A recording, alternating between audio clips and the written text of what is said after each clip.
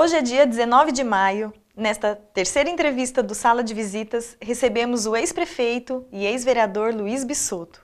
Conhecido por acabar com a disputa entre Paragatas e Gravatinhas, Luiz Bisotto é um político que não divide opiniões. Afinal, em 6 legislaturas como vereador, conseguiu fazer vários amigos. Dedicou 42 anos de sua vida à política. Na semana passada, também em entrevista ao Sala de Visitas, o professor Mated, funcionário público da Câmara há 59 anos, foi enfático ao afirmar: Luiz Bisotto é um vereador que faz falta até hoje. Aos 82 anos, o ex-prefeito trabalha diariamente no escritório de contabilidade que leva seu nome, Luiz Bisotto Contabilidade. Boa tarde, senhor Luiz Bisotto. Boa tarde.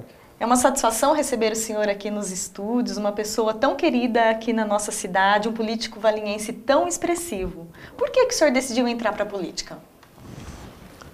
Bom, eu desde jovem, né, eu sempre me interessei pelos problemas da cidade, da comunidade. O meu pai nasceu em Valinhos, eu nasci em Valinhos. Os meus avós é que são imigrantes italianos. Eu sempre tive interesse, uma dedicação em trabalhar para a comunidade, trabalhar para a cidade, fazer algo que pudesse melhorar as condições de vida da comunidade, da população. Sempre me interessei em ajudar a quem tivesse necessidade.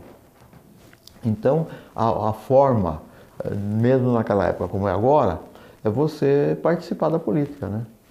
Que a política, a cidade gira em torno do executivo e do legislativo, né?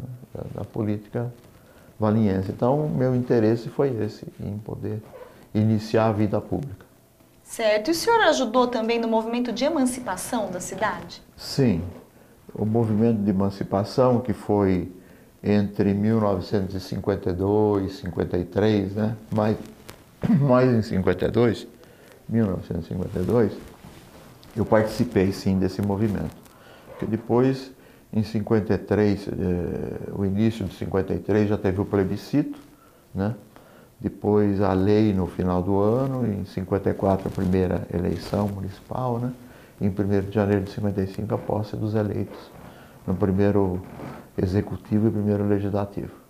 Isso. E quem estava ao seu lado naquela época? O que o senhor se recorda? Bom, na época existia uma comissão, né, que era a Comissão Pró-Emancipação, que o padre Bruno Nardini era o presidente de honra. Depois existia o Dr. Fernando Leite Ferraz, Omar de Amorim, Carlos Manarini, Vitório Bisotto, que eu me recordo, esses nomes, Dr. Altino Gouveia, que eu me lembro desses nomes.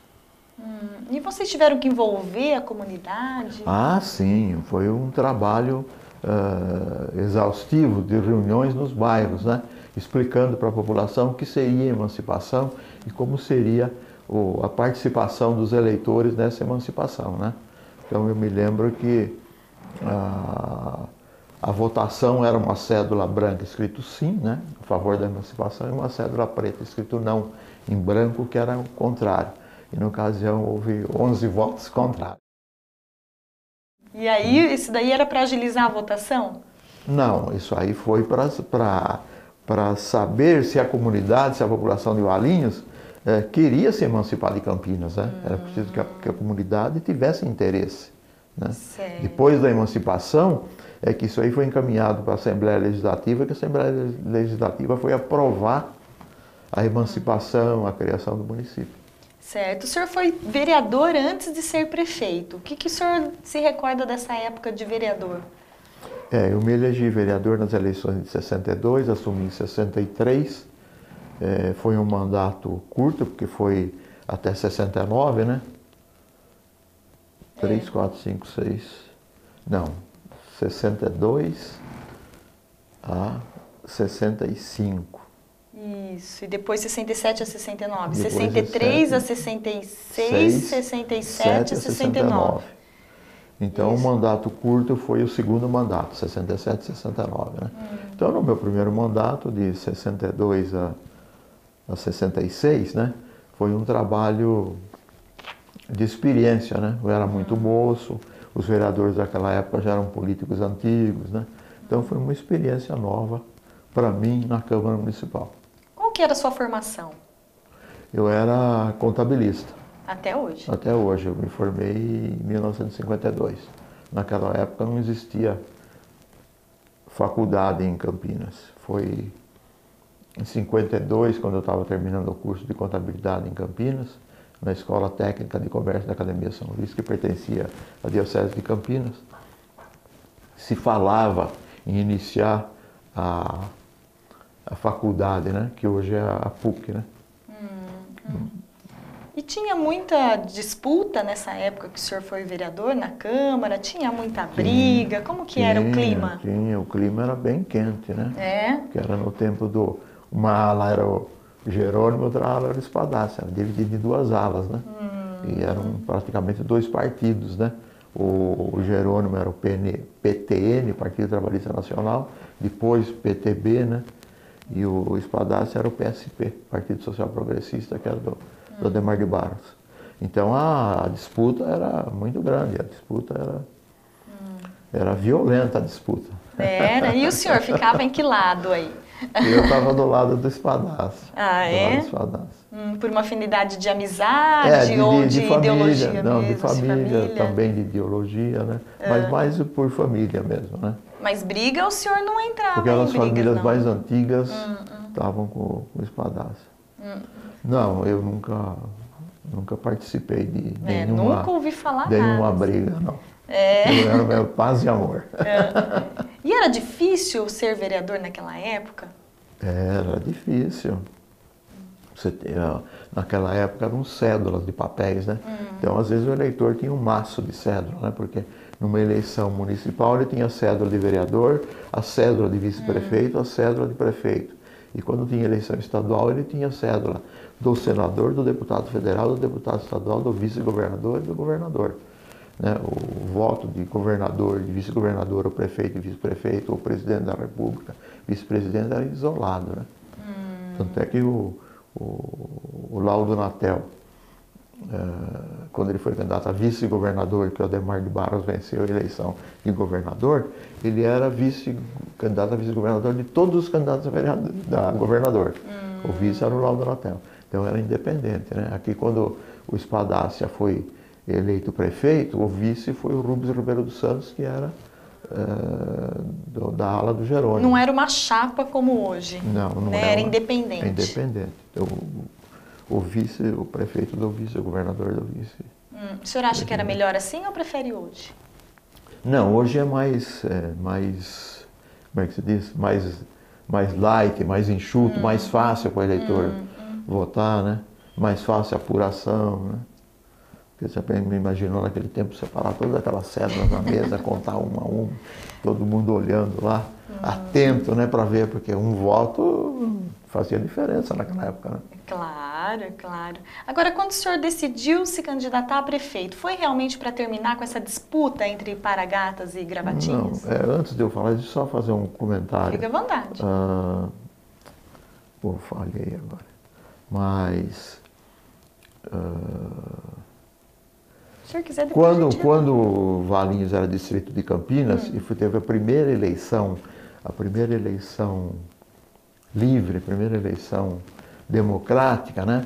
Se eu não me engano, foi em 1948, né? Aqui em Valinhos, naquela época eu não votava ainda, eu tinha 16 anos, mas eu estudava em Campinas já, no São Luís. Valinhos tinha naquela época 700 e poucos eleitores, e foi a primeira eleição municipal, primeira eleição no município de Campinas. Valinhos era distrito, que teve dois candidatos, o Espadaçi e o Dr. Silvio Togliatti, dois candidatos a vereadores. Os dois se elegeram vereadores. Lá por Campinas? Por Campinas, representando Valinhos, né? Então você veja a força que era, né? Paulínia, que era José Paulino, elegeu Piva, um vereador. Sumaré, chamava Rebouças, também elegeu um vereador, que eram todos distritos de Campinas, né? Então você veja a força, né?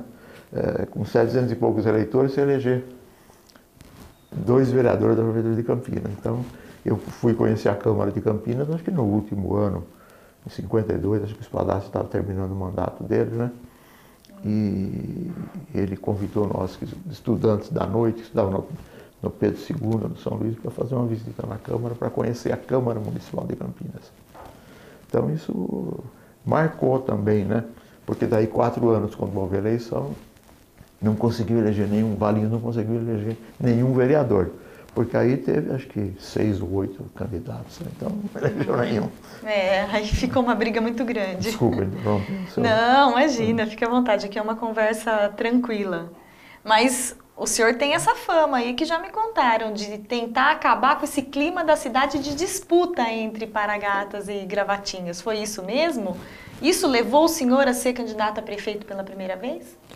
Não, praticamente não foi isso, né? Foi uma vontade, e eu tinha um grupo muito coeso, muito forte, né? De jovens, né? Naquela época eu era jovem, né? Então eu tinha um grupo grande que tinha uma força muito de garra, de trabalho, porque disputar uma eleição e disputar uma eleição, tendo como adversário o Jerônimo, que ele já tinha sido 2 vezes prefeito, e ele foi um grande líder político em Valinhos, isso não pode se discutir. Então não era fácil, né? Mas alguém precisava assumir e tentar, né? E eu tinha um grupo muito forte, e eu também tinha interesse no trabalho para a comunidade. E também tinha interesse em fazer algo diferente, né?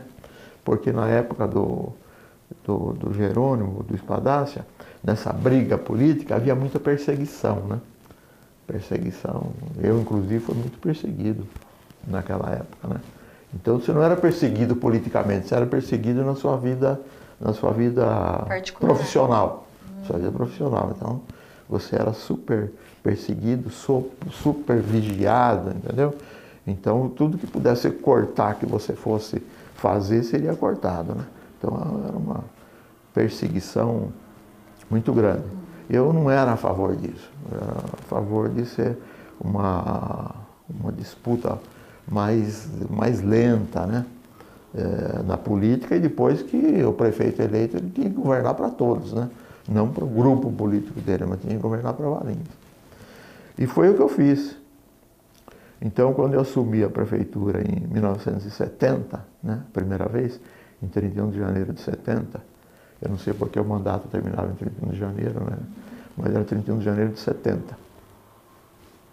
Eu assumi a primeira vez e eu quis, então, não fazer a coisa diferente, mas fazer o que eu pensava e fazer o que os outros não fizeram, que era governar para Valinhos e me relacionar e tratar bem a todos, igualmente. Você tinha o retrato, né, da pessoa. Você falava assim, olha, isso daí é Paragata, isso aí é Gravatinha. Você tinha o retrato da pessoa, mas você tinha que tratar todos iguais, né? E, inclusive, tratar melhor os Paragatas para você mostrar para eles que não era daquela forma que eles fizeram até aquele dia, que a coisa poderia ser diferente, Valinhos podia crescer, todos podiam viver bem, tranquilos, cada um exercer sua profissão, sua função, seu comércio. Então isso acomodou. Agora eu tenho que também registrar que o meu antecessor, que foi o Vicente Marchiori, ele já tentou iniciar esse processo, né? Ele tentou iniciar, não teve êxito, né? Eu, felizmente, tive êxito. E ele era Paragata ou Gravatinha?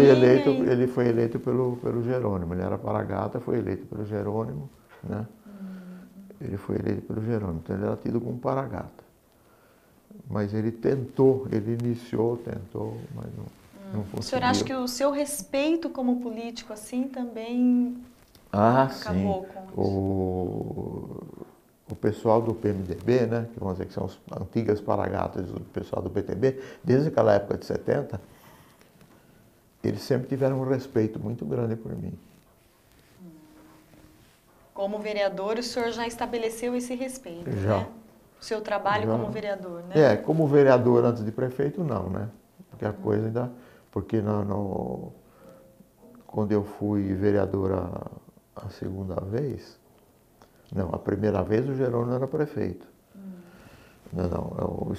Na primeira vez... Não, na segunda... Não, eu não estou me recordando, mas 63, Espadácia. 63 Espadácia, eu ainda não era, quando Espadácia foi prefeito, o Jerônimo foi vereador. Né? Eu ainda não era vereador. É interessante, né?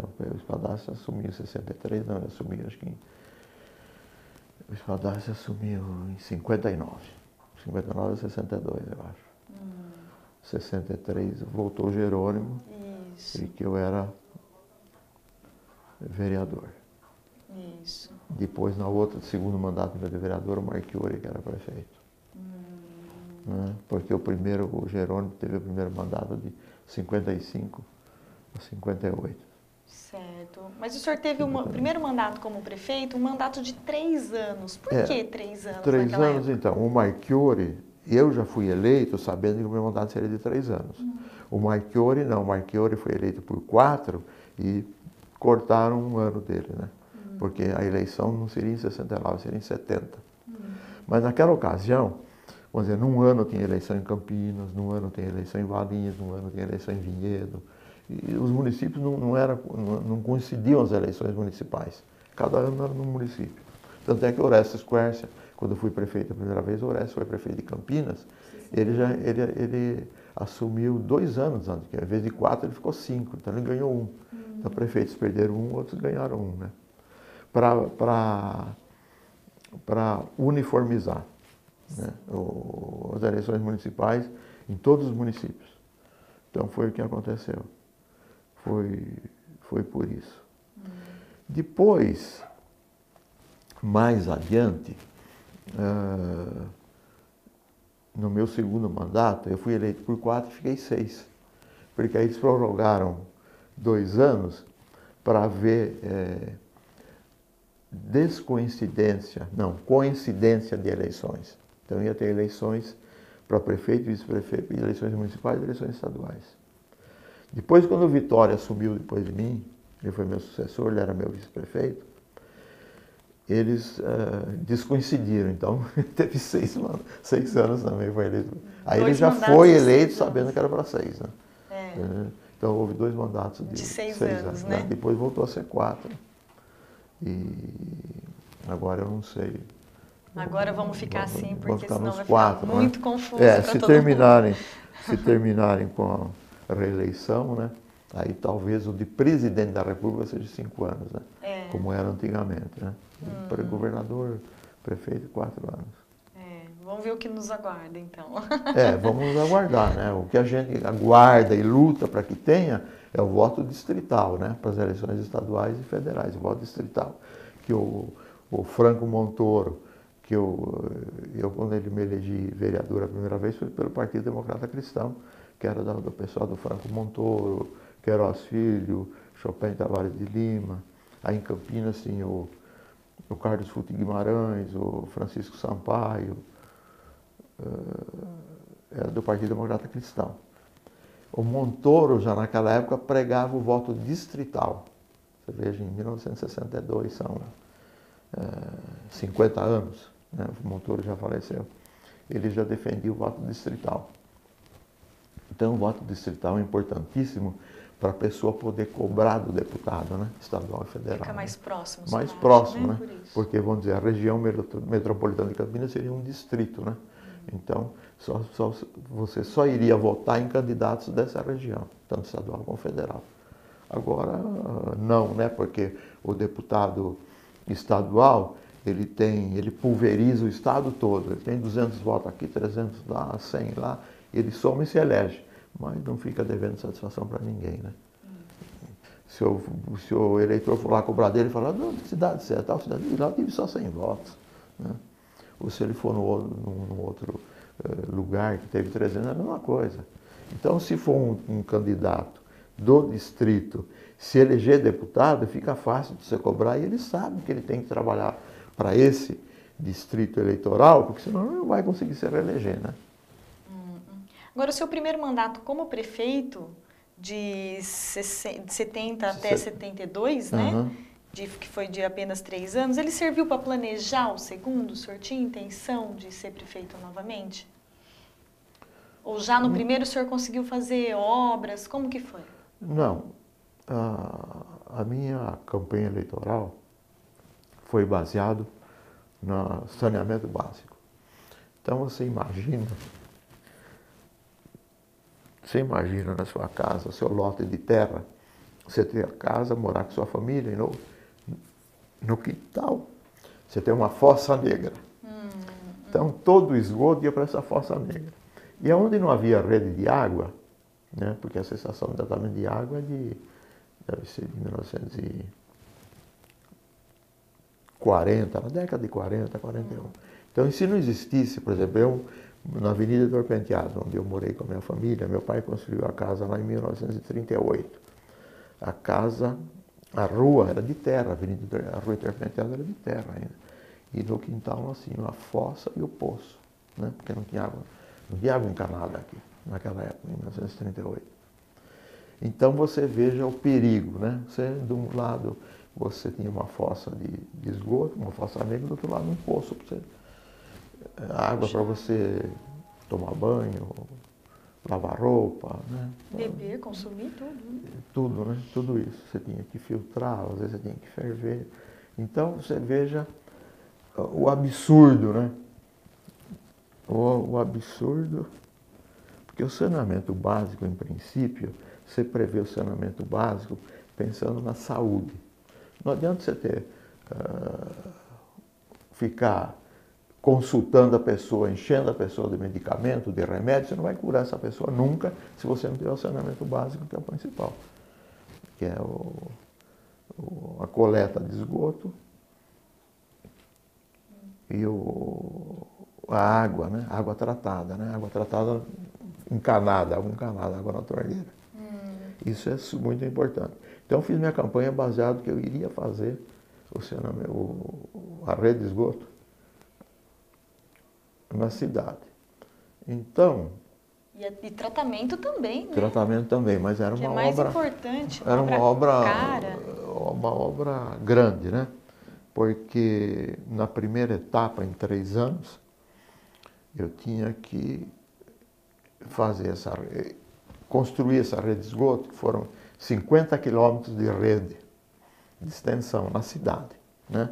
Na cidade onde tinha rede de água. Onde não tinha rede de água, por exemplo, aqui o Santo Antônio, São Luís, Santo Antônio não foi feita a rede de esgoto, ainda não tinha a rede de água. Jardim Pinheiro não tinha rede de água.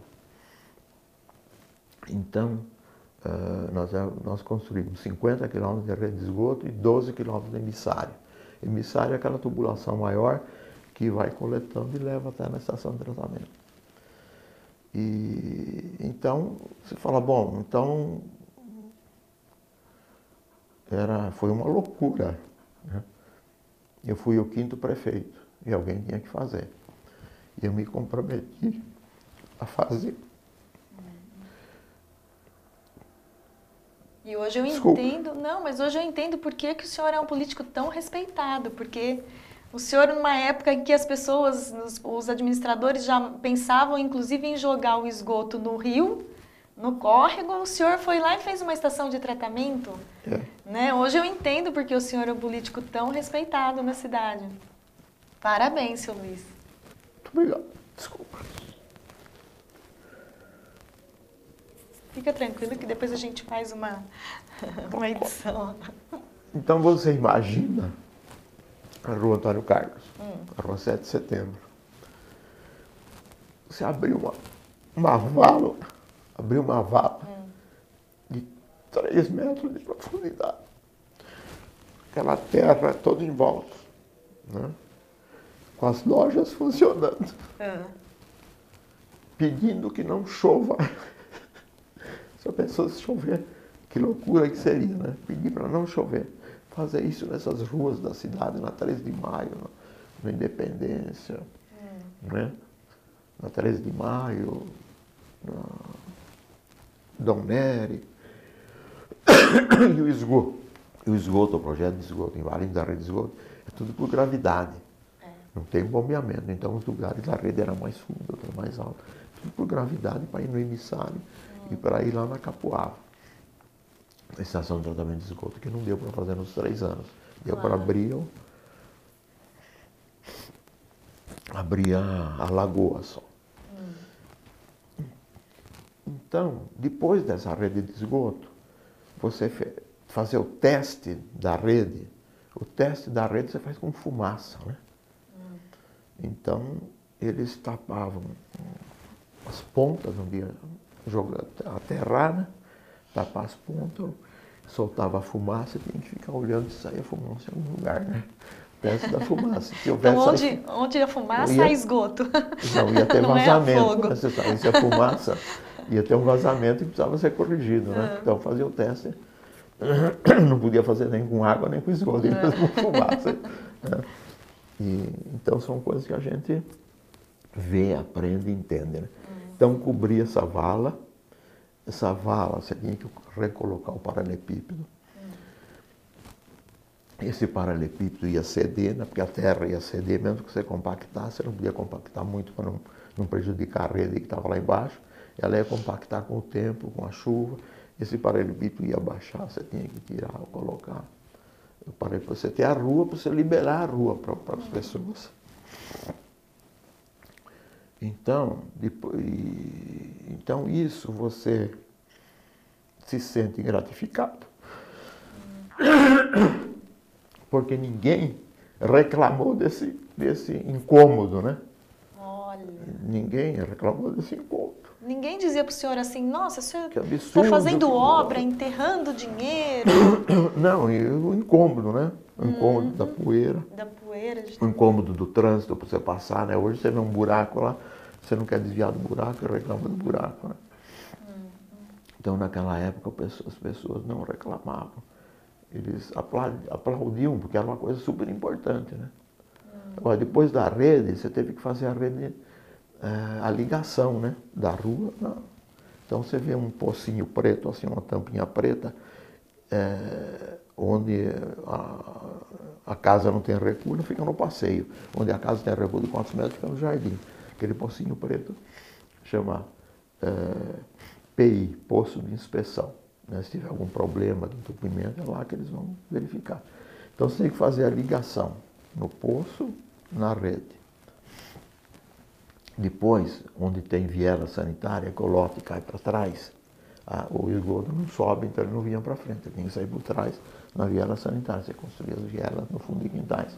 Foi nesses fundos de quintais que o falecido Zé Turquete, que trabalhou o tempo todo acompanhando a construtora que fez a rede de esgoto, além do engenheiro Márcio, é claro, que ele ficou vendo os quintais das casas e via aquele puta monte de bagunça no quintal.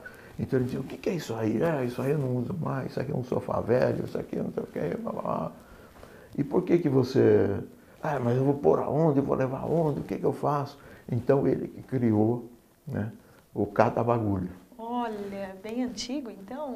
Que bom! Hoje eles falam cidade limpa, mas naquele tempo era o cata-bagulho, né? Então a turma, tal dia vai passar nesse bairro. Colocava tudo na calçada, o caminhão passava, levava tudo embora. Lá no antigo lixão, lá na Capuava, né? Certo. Então as redes nas vielas, porque quem tinha viela sanitária também precisava ligar o esgoto dele, né? Depois foi a festa, né? Quando você tivesse a rede pronta, o emissário pronto, está na lagoa, de você ligar, fazer as ligações de esgoto. Então foi aquela festa. Isso foi ainda no fim de 72. Ainda no primeiro mandato o senhor fez tudo isso no primeiro mandato, nos 3 anos? 3 anos. Nossa, parabéns 3 vezes então. E fizemos vários prédios escolares, né? Porque quando eu entrei em 70 tinha a mãe do Orestes Previtali, a irmã do Batede e fugiu o nome da outra professora, não mora aí. Djanira. Tinham 3 professoras, então nós tínhamos 2 escolas infantis, num lugar no Imperial 2 professoras, no outro lugar uma professora. Eram 3 professoras. Quando eu deixei depois dos 3 anos, nós já tínhamos quase 15 professoras de educação infantil. Nós éramos escola de educação infantil para atender a criançada. Hoje já é creche, né? Hoje não é creche, é centro de educação infantil. Né? Então, a parte de educação, a parte de saúde, nós iniciamos ajuda à Santa Casa, né? Nós fizemos manutenção permanente na Santa Casa, colaboramos financeiramente à Santa Casa, porque a Santa Casa, naquela época, os institutos tinham o que? O IAPI, IAPC, IAPTEC, IAPFESP, IAPB, eram vários institutos. A Santa Casa só tinha convênio com o IAPI, que era o Instituto de Aposentadoria e Pensões dos Industriários. Os outros não tinham convênio. E às vezes a pessoa também não tinha recurso para pagar o tratamento no hospital.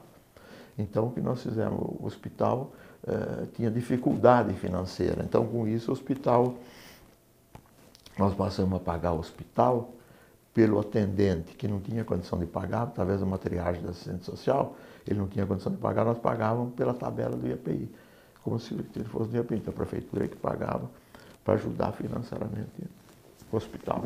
Que ele, até essa data, ele não tinha ajuda nenhuma do município, porque quem fez o Santa Casa foi espadaço era contrário ao Jerônimo, então não tinha condição disso aí. E, mas basicamente foi a promoção social, né? Naquele tempo não eram secretarias, eram diretorias, e nós tínhamos poucas diretorias. Então, a diretoria de educação e promoção social, nós tínhamos jurídico, finanças, obras, né? Serviços públicos, só. Eram poucas e o primeiro escalão era o diretor, né? E nós fazíamos tudo com muita economia, sabe? Nós éramos bem Eu imagino, seguros, porque não tinha um orçamento grande a cidade, não, né? Então nós tínhamos que fazer com muita economia, né? E além de tudo fazia esse monte de obra? E tudo com recurso nosso, né? Porque naquele tempo eu fui prefeito no tempo do governo militar. O governo militar não emprestava e nem dava, entendeu? Não é hoje, né? O deputado conseguiu 800 mil, conseguiu 500 mil, a prefeitura vai assinar um convênio. Naquele tempo não vinha um tostão, né, do governo. E do estadual também não vinha, porque quem nomeava governador era o federal, né? Era o presidente da República. Então não tinha nem financiamento para isso. Mas isso já vai para o segundo mandato. E o segundo mandato, como que foi? Teve rodoviária também? Teve outras obras? Depois o Arildo era meu vice-prefeito, a gente preparou, e ele trabalhou junto comigo lá na prefeitura. E ele foi preparado para me sucedeu. Também fez um bom governo, né? O viaduto, né? A compra da doutora de Rocinha, né? O senhor que comprou a doutora de Rocinha? Não, eu paguei, o Arildo comprou. O Arildo comprou, o senhor pagou. Não, o Arildo foi um bom prefeito. Conta direito essa história da doutora de Rocinha, porque eu tenho muita curiosidade em saber. A doutora de Rocinha... O doutor Manuel Mateus Neto sempre fala dessa história com uma certa tristeza, né? Ex-prefeito de Vinhedo. Conta pra gente essa história. Não, o Condorés foi... Porque a doutora de Rocinha é o seguinte, ela fica em Rocinha, chama doutora de Rocinha, era de propriedade de Campinas. Mas ela vem aí pela Avenida 11 de Agosto, atrás da estação de tratamento de água, número 1 aí, que a estação foi construída aí porque a doutora estava passando aí. Essa doutora ia mais ou menos acompanhando a gravidade. Por gravidade a estrada, e que não existia estrada, né? Era na Fazenda Tapera, mais ou menos onde está a garagem do Rápido Luxo hoje, tinha lá uma casinha e tinha uma bomba. Até aí ela vinha por gravidade. Aí tinha uma bomba, bombeava para aquela estação de tratamento de água perto da Swift. Tem uma estação grande aí, da Sanasa. Swift é onde é o Extra, né? Um pouco antes, se você descer no primeiro farol, você faz a rotatória, você subindo, tem uma estação grande aí, falava Swift, onde tem um painel lá de azulejo, de tudo quanto é cor. O pai do Márcio, que era engenheiro nosso, aí ele foi diretor ele que construiu essa Etaú, ele era diretor do DAI de Campinas, que depois virou Sanasa. E eu dizia para ele, lá foi feita uma licitação pública, então, e o pessoal tinha que mandar a amostra do azulejo, e eu ficou com o azulejo e deu para fazer aquela parede lá, né? Ele dava risada, né? Mas essa água chegava lá no Castelo, em Campinas, né? No balão do Castelo. Não, aqui na Swift. Não, aqui na Swift. A doutora de Rocinha? Só até aí, Daí, da Vila Rápido Luxo, é que bombeava, porque ela não conseguia subir. E até nessa... Se você se situar, quando tem a placa... Eu já li um livro, inclusive, tem um livro do Toninho Não Costa vai lá no Santos. Castelo. Não vai no Castelo. Ela só ia nessa estação aqui na... Você conhece Campinas? Sim, um pouquinho. Então, quando você, em vez de você ir em frente, se você descer à direita, né? Como se fosse para ir no Extra. Sim. Você faz aquele balão, quando você subir antes do Extra, você vê uma estação. Sim, É a água adutora de Rocinha. E aí? Sim. Bom, então Valinhos se emancipou, então Valinhos ficou pagando água bruta para Campinas. Né? Você vê, tem um cano preto assim aí atrás, na 11 de agosto, lá tem um registro para abrir a água. A água vinha de Rocinha, abria, servia Valinhos. Então a gente, quando eu fui prefeito, nós passamos vários apertos, né? Porque Campinas era PMDB, né? Nós éramos Arena, né? O Jerônimo era PMDB. Então vinha um funcionário da DAI de Campinas e falava, olha, nós estamos precisando dessa água lá em Campinas, eu vou precisar fechar o registro daqui umas 4 horas. Então nós não tínhamos água, né? Então era uma preocupação. Né? E o Orestes era prefeito e eu conversava muito com o Orestes e queria comprar a doutora de Rocinha. Porque, na realidade, essa água era uma gota d'água no que eles tinham de captação do Atibaia que o Orestes estava fazendo. Então, eles não tinham mais necessidade dessa água. Então, eu fiquei conversando muito tempo com o Orestes para comprar a doutora. Ele não quis nem conversa, porque acho que ele estava terminando a obra do Atibaia e não queria ter um impacto político, dizer, pô, ainda não terminou a obra aqui, está vendendo, pensando lá. Aí o Lauro Pérez, que era presidente do DAI de Campinas, e foi quem sucedeu o Orestes, foi candidato Orestes nas eleições. Nós tínhamos contato. Aí, logo em 31 de janeiro, o Arildo sumiu. A primeira coisa que ele fez foi correr lá com o Lauro para comprar a doutora. Né? E o Lauro relutou um pouco, mas acabou vendendo e fixou o preço lá, né? Fixou o preço e disse, tem que ser à vista, hein?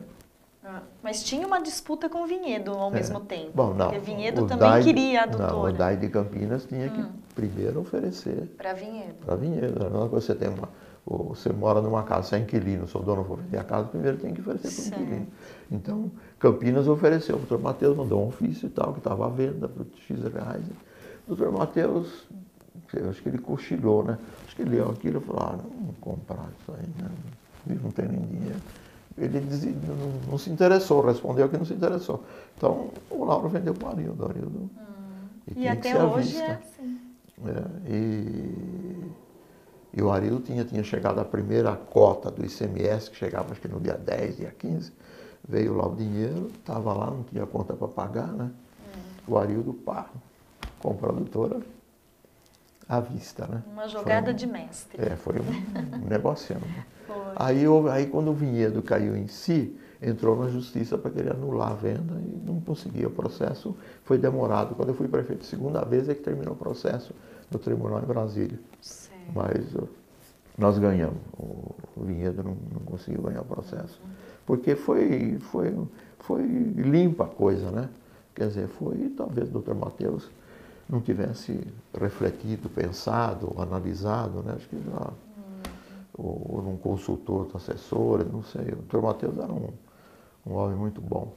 Sim, muito bom. Foi prefeito lá de Vinhedo. Tá, mas Valinhos e Vinhedo também, no mandato do senhor no segundo, disputaram fronteira, né? Também teve... Teve disputa também de fronteira. Então o negócio da água praticamente ficou resolvido, né? A gente até passou hoje. O sufoco, ficou. O Marchiori começou uma captação aqui na Fonte Sônia, né, que fala captação das figueiras, lá é doutora de Rocinha, e utiliza a água aí também até hoje, que é onde lá fica o CLT, né? Utiliza essa água até hoje também. E aí no meu segundo mandato, nós tínhamos preocupação com o abastecimento de água, né? Porque o Valinhos começou a crescer, né? Então nós fizemos PDAA, Plano Diretor de Abastecimento de Água. É um plano abrangendo coisas e a longo prazo. Mas, para executar esse plano, nós precisávamos de financiamento, né? Embora eu tivesse o prefeito que menos endividou o município. Fui eu que menos fez empréstimo. Naquele tempo não tinha lei de responsabilidade fiscal, mas eu já praticava a lei de responsabilidade fiscal. Eu gastava o que arrecadava, porque no meu entendimento, eu achava que quem me sucedesse sempre tinha que fazer alguma coisa. Para ele fazer alguma coisa, ele precisava encontrar uma casa em ordem, ele não podia encontrar uma casa endividada que ele não ia conseguir fazer nada. E meu ponto de vista era esse, embora tenha uns que acham que o prefeito que não faz dívida não é prefeito, eu não sou contrário a isso. E nós não conseguimos, precisávamos fazer esse projeto e não conseguimos financiamento. Então você ia em Brasília, por exemplo, porque em Brasília lá tinha o Planasa, Plano Nacional de Saneamento Básico. Então, quem tinha o dinheiro para saneamento básico só eram eles, o governo federal. Então você ia lá conversar, olha, eu tenho um plano disso, preciso de 10 milhões de reais para fazer, para executar esse projeto. Então, infelizmente, nós não está aberto o financiamento para municípios. Mas o senhor não precisa se preocupar, não precisa se desesperar, não. O senhor procura a sua companhia de saneamento básico do Estado, ela vai lá e vai fazer tudo isso para o senhor, que seria a Sabesp, né? Não dá, né? Não vou acreditar em Papai Noel, né? Eu já conheci alguns municípios pequenos que estavam desesperados, entregaram para a Sabesp, e a Sabesp foi lá pegar o equipamento de manter. Então, o que é se entregar para a Sabesp? Tem que mandar a lei para a Câmara, você vai entregar tudo que nós tínhamos aqui, feito com sacrifício, com recurso, nós dá para a Sabesp por 30 anos. E o problema podia continuar, porque aí o munícipe vinha conversar comigo e dizia assim, eu vou falar com a Sabesp. E a Sabesp não fazia, mas ele não ia cobrar da Sabesp, ia cobrar do prefeito. Assim como foi o problema do telefone, o problema da luz, né? Isso muito antigamente, né? Não agora. Então, bom, então não tem como, nós vamos ter que fazer com recurso nosso. Essa ETA, nós ampliamos ela 2 vezes. E o doutor Márcio falava assim para mim, não tem condição, não tem capacidade, não, você vai arrumar alguém. Eu arrumou uma empresa em São Paulo, fez um projeto, nós conseguimos ampliar. Ampliação, mudar a casa de força, a casa de bomba, porque o motor bombeava a água daqui para o castelo e o castelo está sendo vazio, a água entrava e saía. Né? Não conseguia encher o castelo, não tinha água e não tinha pressão. Então teve que mudar, aumentar a capacidade de tratamento, aumentar a capacidade de bombeamento. Teve que abrir a Francisco Glicério, porque a sobe daí, a sobe Francisco Glicério até o castelo, teve que abrir a rede, calçar toda a volta da rede, porque com o motor, com a casa de bomba nova, ia bombear e estourar. Isso já foi tudo previsto pelos engenheiros, ia estourar a rede, a adutora que ia da estação lá, reforçar. Então foi um trabalho violento que nós conseguimos fazer. Eu tenho até fotos de quando nós inauguramos. Com isso, eu consegui fazer uma subadutora daí até naquele elevado na Fonte Sônia. Sabe, no Orozimo Maia tem aquele elevado quem fez foi o Arildo, já dentro desse plano nosso. Só que ele só fez o elevado. Quando eu entrei, que nós fizemos uma ampliação, fizemos uma subadutora, que ela desce a Rua Dom Barreto, pega Campos Sales, desce do lado da Capela de Santa Cruz, vai pela Invernada, atravessa a estrada de ferro na direção mais ou menos do Caetano, lá quando você está no Caetano, e subiu lá. Com isso, nós conseguimos colocar água, porque a água no Jardim Pinheiros era através de caminhões-pipa. Então, tinha 3 caminhões que iam e voltavam. E ela enchia os tambores da frente das casas no Jardim Pinheiros. No Jardim Paraíso e no Novo Mundo já era diferente. Nós tínhamos uma pipa de caminhão lá, e o caminhão levava e ficava enchendo essa pipa soltava na rede, porque como o Novo Mundo foi feito pela Coab e o Jardim Paraíso pela Secap, que era uma companhia estadual, eles fizeram a rede de água, mas não tinha água, né? Então você enchia essa pipa soltava água, o pessoal tinha que economizar. O Jardim Pinheiro era com tambor, então nós conseguimos fazer essa subadutora, encher o castelo, levar água lá naquele reservatório do Pinheirão, lá do Jardim Pinheiros, e lá distribui água no Jardim Pinheiros, na Secap, né, Jardim Paraíso e no Novo Mundo. Eliminamos os tambores lá, os caminhões, pipa para levar água. Então, isso. Lá era assim, o lugar mais afastado da cidade, na época era lá. Então o senhor conseguiu levar para a população mais carente, mais afastada da cidade, assim. Então, isso tudo é saneamento básico. Tudo saneamento. Você já pensou o Jardim Pinheiro? O pessoal tem um tambor cheio de água, pegar aquela água para lavar a roupa, para cozinhar. Para beber, né? Então, hoje seria o saneamento básico, né? É saúde. Saneamento básico é saúde. Né? E o senhor via as cidades aqui da região, os prefeitos não tinham essa visão, né? Na época do senhor, de fazer rede de esgoto, de levar... A estação de tratamento foi o senhor que fez também do esgoto? Foi. Aí no primeiro mandato consegui abrir a lagoa. Então, às vezes pergunto, por que a estação de tratamento de esgoto é aí? Porque naquela época, quando foi feito o projeto, o Valinhos terminava na Fonte Santa Teresa. O Valinhos terminava aí, daí para frente não tinha nada. Então ela estava longe, né, naquela época. Estava longe. Então aí nós tivemos que... Mas ela é estratégica, porque todos os bairros que passaram dela também têm gravidade para chegar. Então, ela é um ponto estratégico muito importante, inclusive. Então, no segundo mandato, nós tivemos que terminar aquilo, porque só tinha aberto a valeta. Tinha que tratar o esgoto, né? Tinha que tratar o esgoto. E eu sabia que aquilo lá era mais difícil ainda, né? Porque aí já tinha aquelas bairros em volta, né? Sim. Vinhedo foi fazer sua primeira estação de tratamento de esgoto e inaugurou em 99. 99. Então, essa daí foi em 81, 82. Mas, então nós conseguimos apoio da CETESB, do Dr. Paulo Maluf, que era o governador. Porque quando começou o tratamento de esgoto, dentro do projeto técnico, era tudo em ordem. Só que começou a ter um odor, né? Um odor, mas não tão forte, né? Um odor... Mas era odor, né? Então o pessoal queria que parasse com a estação de tratamento de esgoto. Eu disse, não vamos parar, nós vamos ter que resolver esse problema, né? Então veio uns técnicos da CETESB, eu emprestei uns pedalinhos da Fonte Sônia, eles ficavam na lagoa andando de pedalinho, colhendo material para fazer análise, né? Para você conseguir fazer a estação funcionar, né? Eu me lembro até que teve o deputado Carlos Nelson, daí de Mogi Guaçu, engenheiro sanitarista, né? Ele veio um sábado aí, porque um elemento do PMDB queria...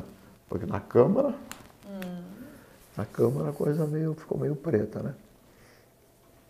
Então ele trouxe o Carlos Nelson, engenheiro sanitarista, foi prefeito de Mogi Guaçu, e defende o saneamento básico, defendia naquela época, defende até hoje. Ele teve aí, um sábado de manhã, com um político do PMDB. E a estação era aberta, não tinha alambrado lá. Tinha só um vigia que ficava andando por lá, para não ter nenhum problema. E ele viu lá o fulano do PMDB com o Carlos Nelson, e ele ficou meio assim, de longe ouvindo a conversa. E ele disse que o Carlos Nelson disse assim, vocês têm isso aqui em Valinhos? Isso não existe em lugar nenhum. São Paulo não tem, isso não existe. Então, mas é isso mesmo. Vocês estão reclamando, isso aqui não é chique, isso aqui é normal, vai passar, isso é normal, é passageiro. Imagina se São Paulo tivesse isso, né? Quanto bonita não seria aquela cidade, né? Então... Se o senhor tivesse sido prefeito de São Paulo, hoje a gente podia ver um Pinheiros e um Tietê totalmente limpo. Não dá, não dá, né? Não dá, né? Seria assim. Não dá, né? Por que não? Eu me sinto abençoado, protegido. A equipe que eu tinha na prefeitura, prefeito nenhum conseguiu formar, entendeu? Então, por conta desse cheiro que o pessoal reclamava, a Câmara Municipal, o presidente da Câmara chegou para mim e falou assim, olha, a Câmara, por unanimidade, vai aprovar para você fechar, parar com o tratamento de esgoto. É unânime, ninguém mais vai meter o pau, desde que você pare com o tratamento de esgoto. Meu Deus, isso não vai acontecer, não. Daí 2, 3 meses, a oposição vai perguntar quanto custou e por que não funcionou. Por cima de mim, não. Né? Bom, então o que eu fazia? Pegava um Fusca com alto-falante e microfone. Todo dia, 5 horas da tarde, eu ia lá na estação de tratamento de esgoto. Com um fio enorme, com um microfone. Isso tem testemunho, o Fernando Dávila, a Roseli Bernardo, eles trabalhavam na prefeitura, eles iam lá comigo. E o Dr. Márcio, e o Turquete, né? Eles iam lá.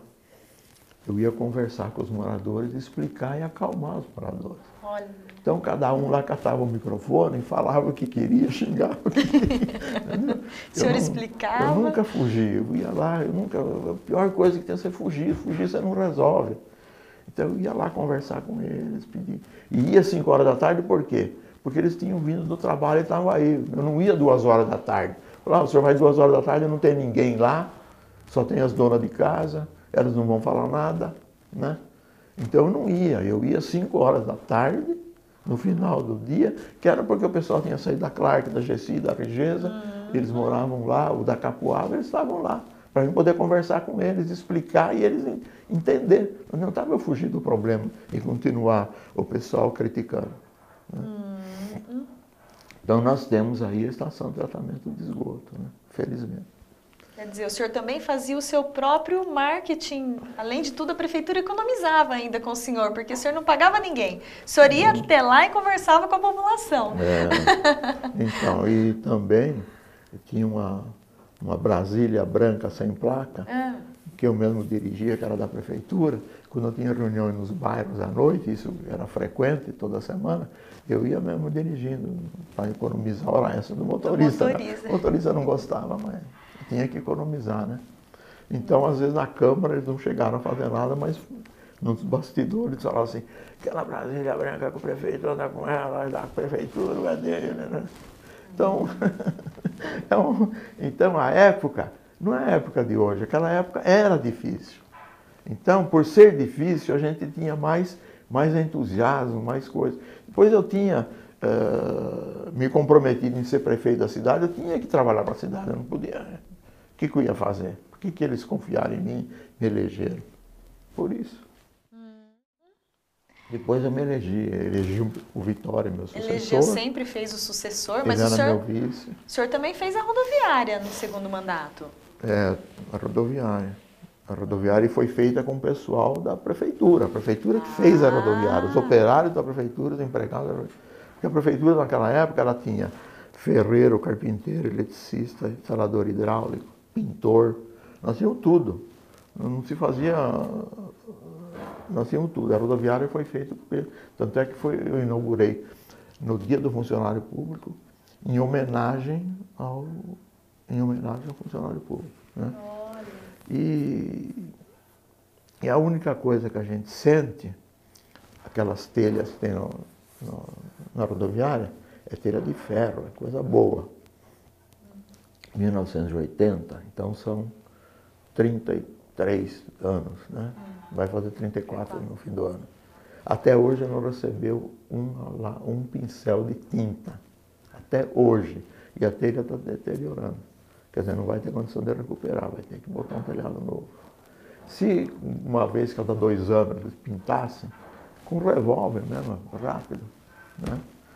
Então, infelizmente, né, eu não sei o que as pessoas... Quando se compromete a cuidar da cidade, não cuida da cidade como tem que ser cuidada, né? Então, Eu comprei o terreno da Festa do Figo, é mais de 120 mil metros. Né? São mais de 5 alqueires de terra aí. Né? Eu comprei da GECI. Eu levei um ano para fazer negócio com a GECI, com esse terreno. Porque os prefeitos, o prefeito Jerônimo, né? Ele baixava um decreto, declarado de utilidade pública, e no dia seguinte queria derrubar a casa do fulano. Então a Festa do Figo, né? Que é coisa bem antiga do tempo da construção da nova matriz aí, ela era feita no Largo da Matriz, inicialmente, né? Depois passou para a Praça Washington Luiz. Na Praça Washington Luiz, aquela região não tinha construção de casa lá. Então usava a praça e usava os lotes, os terrenos no redor, né? Para montar barraca, fazer festa. Mas chegou um determinado momento, começou as construções de casa lá, teve condição. Então pensando nisso, nós vamos comprar uma área que fosse bem localizada também. E essa área era da GECI. Ele veio um ano negociando com a GECI, porque eu não queria simplesmente fazer como outros faziam, declara de utilidade pública, deposita o valor venal e pede missão de posse e o nego vai brigar na justiça. Eu não quis fazer isso com ninguém porque eu já sofri isso na pele quando eu tinha um posto de gasolina na frente da prefeitura. Então eu não queria fazer isso para ninguém. Que a prefeitura desapropriou em frente à prefeitura. Então eu fiquei conversando com a GECI o problema era o problema do preço. O preço que nós queríamos e o preço que eles queriam. Né? Mas nós chegamos depois num consenso, num acordo, e foi pago à vista esses 120 mil para a GECI.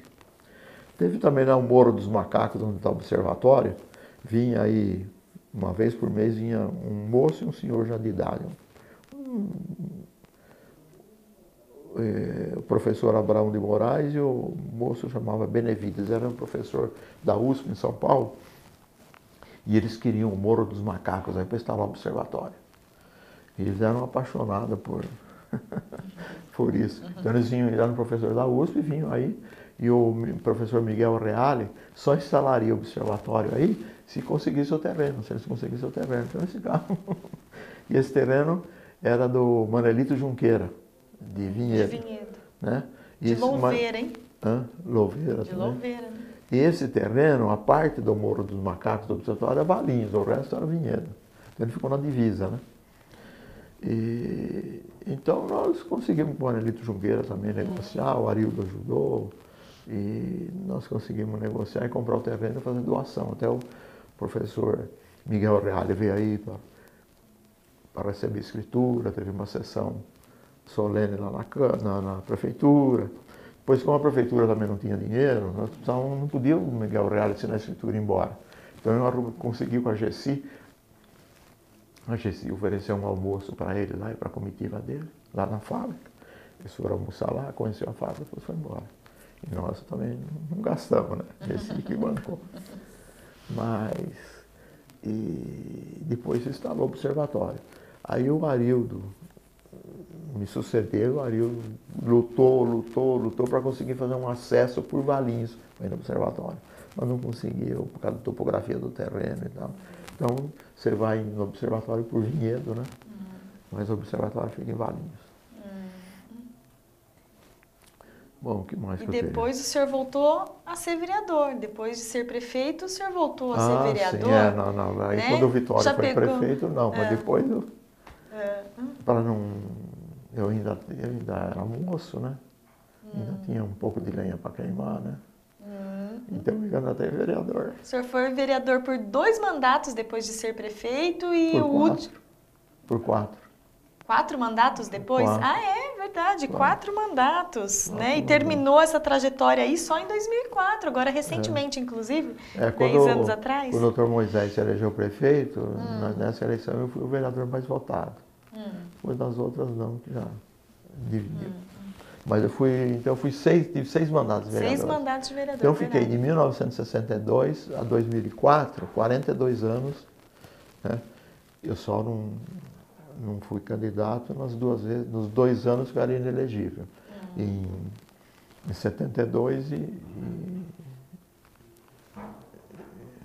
Depois em em 72, tá certo, né? E depois em 82. Em 82. Né? Mas eu elegi o Arido, que era meu vice, elegi o Vitória, que era meu vice. Então, eu me considero que não houve interrupção, né? Não houve interrupção, né? Porque o importante não é você fazer um bom governo, mas você eleger o sucessor. Se você eleger o sucessor, eles vão. Então eu fiz um bom governo, né? Se você não eleger o sucessor, fica em dúvida. Será que ele fez um bom governo ou não? E assim, como o senhor vê Valinhos hoje? Hoje, olha, Valinhos cresceu, mas eu acho que cresceu muito, viu? Quando eu estava em Campinas, né? E conversava com o pessoal lá em Campinas, Valinhos está crescendo, né? Infelizmente, né? Porque eu preferia que ele crescesse devagar para o poder público acompanhar o crescimento e ter infraestrutura.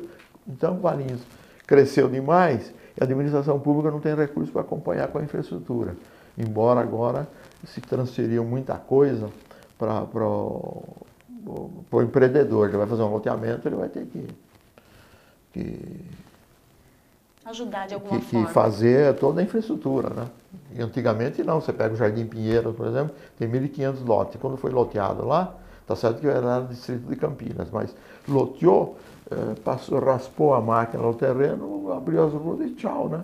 Então não tem água, não tem esgoto, não tem luz, não tem pavimento, não tem guia de sarjeta, não tem galeria de águas pluviais. Isso tudo a prefeitura tem que ir fazendo depois, né? Então onera a prefeitura. Quando o empreendedor pode fazer, incluir no preço do lote, que é uma benfeitoria para o dono do lote. Você pega aqui no Santo Antônio, por exemplo, não foi feito a rede de esgoto na primeira etapa. Então, quando eu fui prefeito a segunda vez, eu fui lá numa reunião e disseram assim, nós queremos que o senhor faça a rede de esgoto aqui. Foi logo no primeiro ano que eu assumi. Falei, esse ano eu não tenho condição de fazer a rede de esgoto. Eu só tenho condição de fazer se vocês doarem o material e eu dou a mão de obra. Aí nós fazemos. Ah, não. Nos outros bairros eles pagaram a rede de esgoto? Falei, não pagaram. Não, então nós não queremos pagar também. Então o que aconteceu? Nós, no segundo ano eu fiz a rede de esgoto no Santo Antônio, depois foi pavimentado e eles pagaram a pavimentação. Então eu acho que Valinhos está bem, mas a administração pública não está conseguindo acompanhar em termos de infraestrutura. De infraestrutura e de manutenção, né? Porque agora tem muita coisa para manter, né? Claro. Então é difícil, né? Se você fosse prefeito hoje, o que você ia fazer? Olha, primeiro eu nem iria ser prefeito, né? Não dá, né? Eu precisava ter 30 anos, né? Aí sim, mas não dá. E esse programa Sala de Visita, o senhor acha que a gente tem que realmente estar no caminho certo, aqui na TV Câmara, divulgando a história das pessoas, registrando a história? Eu acho correto o telejornal, esse Sala de Visitas, então, mais importante ainda, porque o pessoal que está aqui em Valinhos, ou que veio depois, ou que está crescendo, né, precisa saber o que aconteceu em Valinhos. Como é que Valinhos chegou a ser isso, né? Não houve nada de mágica, né? Foi muito trabalho, muito esforço. Então isso é bom que seja divulgado. É importante que seja divulgado tudo isso. Eu acho importante ouvir todos os prefeitos, ouvir todos os vereadores, ouvir outras autoridades, inclusive do Poder Judiciário, né? Do Poder Legislativo são os vereadores. O senhor foi... Porque é super importante. Certo. O senhor foi vereador 2 mandatos com o atual presidente, o vereador Lorival. O que o senhor se recorda dessa época agora mais recente? O Lorival era vereador o Lorival ele era vereador do PT e o PT sempre foi muito agressivo, né? Muito agressivo. Agora o PT está tranquilo, né? Porque o Lula se elegeu presidente, então aí ficou mais tranquilo. Mas o PT no início, mesmo na criação do PT aqui em Valinhos, e o Lorival na questão do PT, o PT era muito violento, muito rigoroso, né? Muito crítico, né? Eu até não tenho nada contra isso, até parabenizo ele por isso, porque é importante que tenha crítica, né? Que tenha crítica, que tenha oposição, senão como é que a situação vai fazer para corrigir os erros, os defeitos? É importante, né? Eu nunca tive problema com a Câmara Municipal nas vezes que eu fui prefeito, né? Nunca tive problema nenhum. Não tive problema com a Câmara, não tive problema com o Tribunal de Contas do Estado, não tive problema com o Judiciário, não tive problema com ninguém, em termos de trabalho e de contas, né? Não tive problema com ninguém. E olha que quando eu fui prefeito a segunda vez, eu tinha uma Câmara aqui super forte, viu? Olha, tinha a oposição, né? Acho que eles eram em 5. Eram o Marcos, o Dr. Mauro Barbosa, o Valmir Manfrim, o Gemiro Barducci e o Benedito Aparecido, que eles falam Benedito Verdureira. Então você veja que nós tínhamos quatro fortes aí, né? O Mauro Barbosa, o Gemiro, o Valmir, o Marcos, né? Tinha 4. E eu não tenho queixa nenhuma deles, não. A crítica que eles fizeram, se é que eles fizeram crítica, eu não me lembro, mas eu me dou bem com eles. No sentido de progredir também, né? De valorizar a cidade, né? Inclusive na época da briga da divisa lá com o Vinhedo, né? Se fosse a Câmara de hoje, toda semana tinha um requerimento para saber do prefeito o que estava acontecendo e o que fazia. E no deles foi só dizer para eles, dizer para o meu líder, conversa com eles e diz para eles não fazerem nada, que eu estou cuidando com carinho da divisa para resolver o problema administrativamente. Porque se entrar em juízo, até hoje não estava resolvido. Se fosse na justiça, até hoje não estava resolvido. E eu quis resolver administrativamente e consegui. Eu, Orlando Giraldello, Oswaldo Bombonati, que era o diretor do departamento jurídico, consegui coordenar a coisa lá em São Paulo, conduzir e tal, e voltar, né? Certo. Porque o que acontece é que você pega a divisa lá como é que chama lá? São Bento, depois da Granja Eldorado, no São Bento, que foi o Mosteiro São Bento. E aqui na estrada estadual, onde vai na Ponte Preta, você pega o mapa de Valinhos, é uma régua, você botou uma régua e fez um traço. Né? Então, nesse traço, um funcionário lá do Instituto de Geografia em São Paulo achou que esse traço estava em lugar errado, que ele tinha que vir 500 metros mais para o lado de Valinhos. E conseguiu convencer o chefe dele e eles vieram e botaram os marcos 500 metros para cá. Mudaram a divisa, vieram e botaram. Não, eu corri em São Paulo, levou acho que quase um ano para conseguir resolver o problema, mas eu consegui resolver. Tá certo. Aí quando voltou os marcos, 500 metros para lá, nós fomos lá arrancar o pórtico na estrada de Vinhedo. Você não lembra do pórtico? Não, né? Você lembra lá em Anguera que tinha aqueles arcos enormes assim? Né? Era um daquele, o Gasparini, o prefeito de Vinhedo, conseguiu. Lá, acho que eles tinham tirado, substituído, conseguiu um daquele. Então ele botou na estrada, na divisa, na rodovia dos Andradas, né?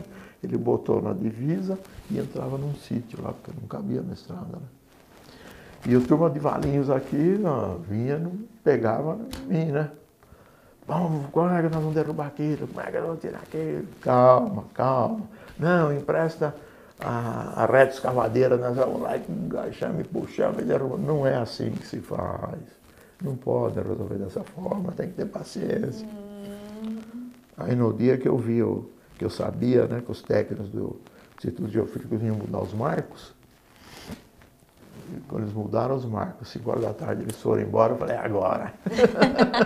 Vamos lá com as máquinas, com solda, com maçarico para cortar.